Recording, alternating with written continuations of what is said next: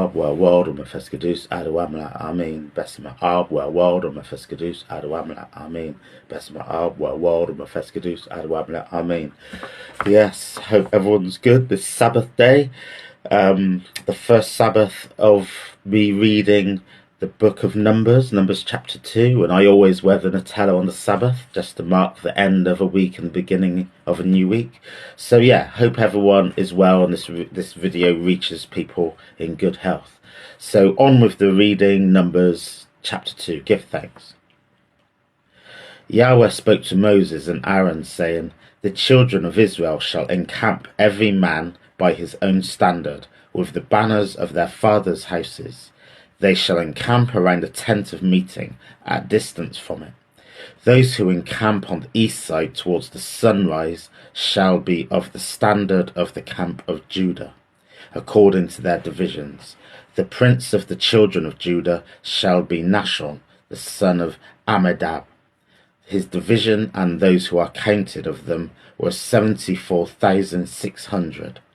Those who encamp next to him shall be of the tribe of Issachar. The prince of the children of Issachar shall be Nathanael, the son of Zahur. His division and those who were counted of it were 54,500.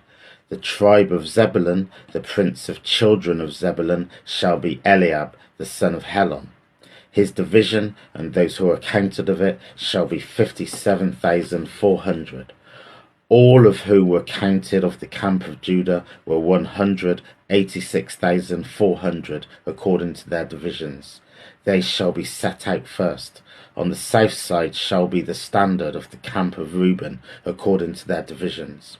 The prince of the children of Reuben shall be Eleazar, and the son of Shedar.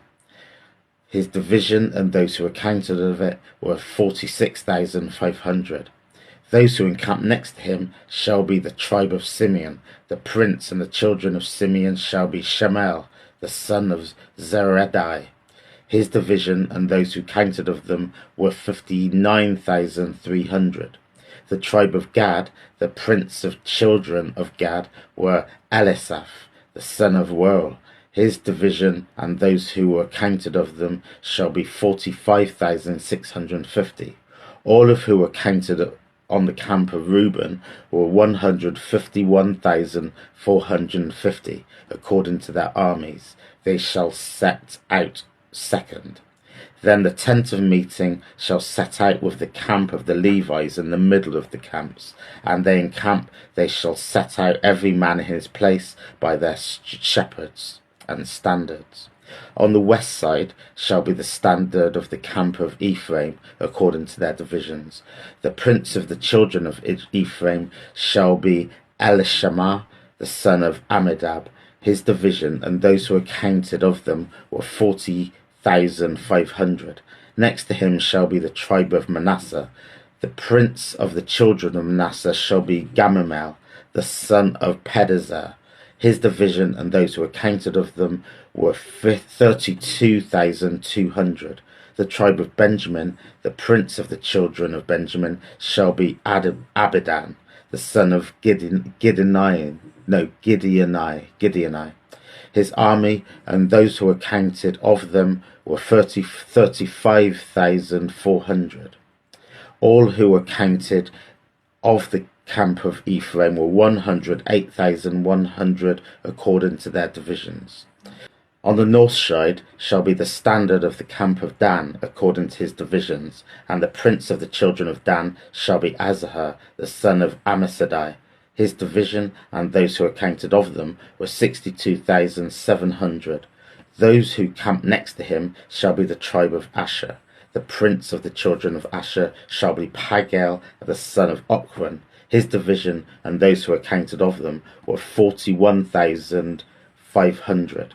The tribe of Naphtali, the prince of the children of Naphtali, shall be Ahira, the son of Enan.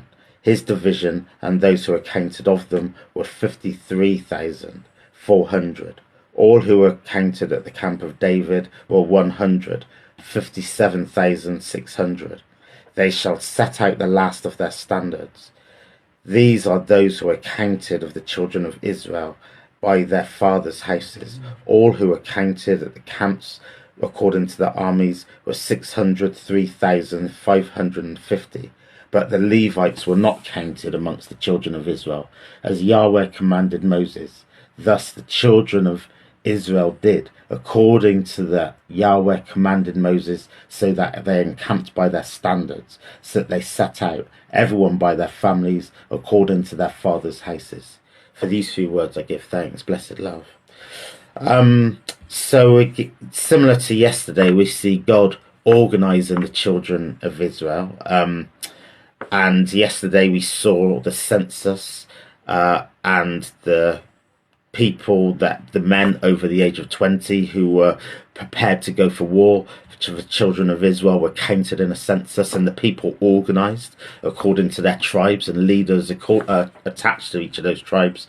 So yesterday was a kind of a defense position, and today you could see a spiritual organization of the people. They're still organized in the same way as yesterday, in according to their tribes. You're hearing the same tribes names, but now they're organized around the tabernacle.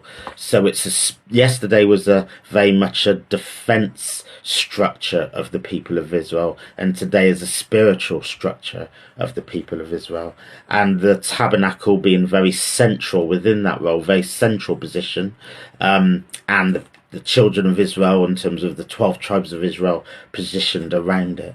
And what we also have is the east, west, north and south being occupied by 2 of the tribes at a time, and the tribe of Levi isn't counted amongst the people because they are the priestly tribe, so they don't have to adhere to that same structure because they've got certain roles within the tabernacle already.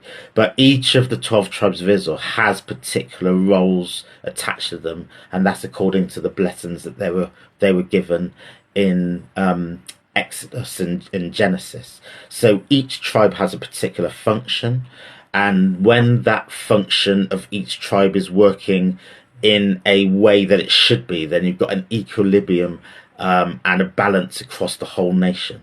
So if any tribe is not functioning according to their blessing and according to their role, then you have a disparity and a rupture in that balance. So it's really important that all the tribes are functioning according to their blessing, according to their role, according to their expectation, and then you have a balance across.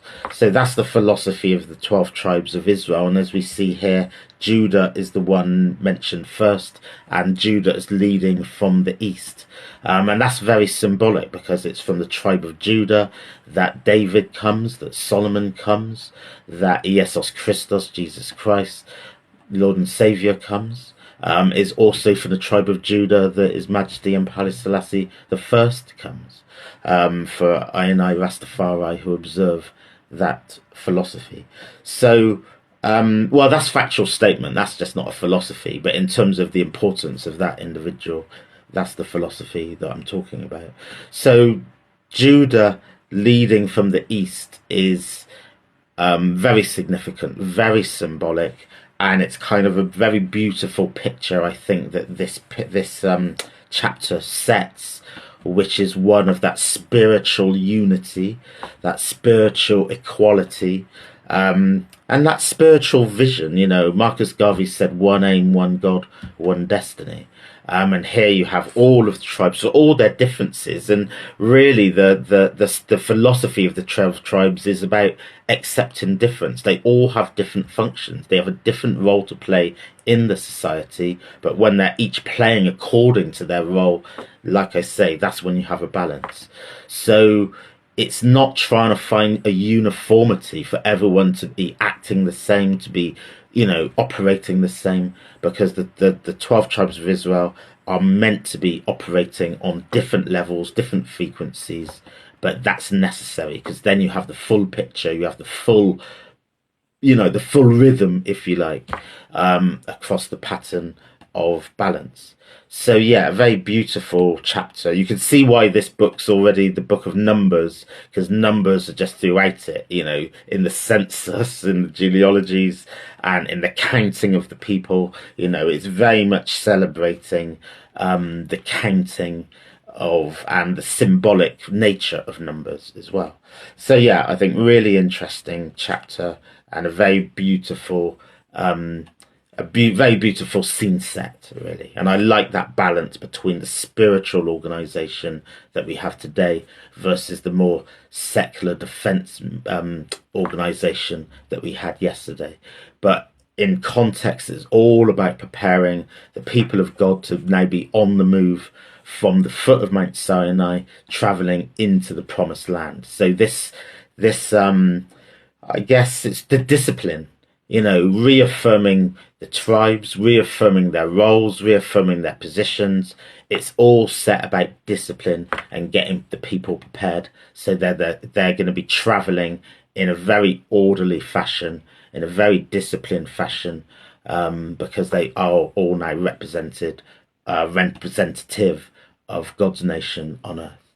So I think there's a lesson for all of us here in terms of accountability to each other, but also accountability to ourselves and the functions that we know we should be, enacting in living a holy, godly life as we've seen set in the covenants.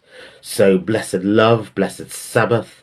Have a glorious day, safe day, and God willing, I'll be back more tomorrow. Give thanks. Glory to God.